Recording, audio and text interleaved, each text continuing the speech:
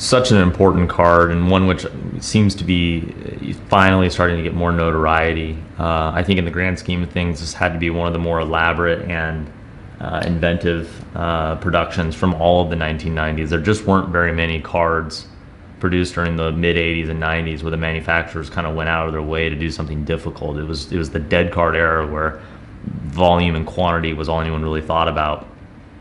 When they perceived this particular example, it really did take some imagination. The card itself is very beautiful in its coloring and whatnot, but it's such an outlier, compared to all the other productions.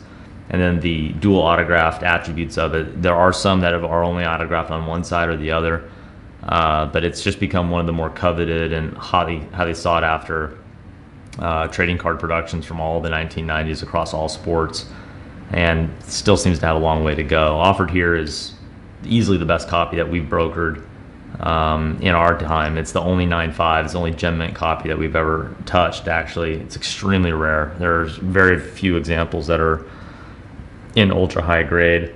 Autographs have been assessed at a 10 as well, but as it sits, it's just a card with attributes which we rarely see on this issue.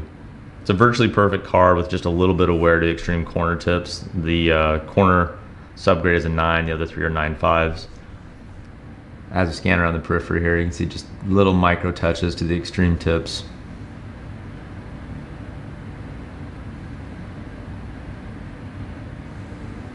But otherwise, everything appears as crisp and well conditioned as you could ever hope for.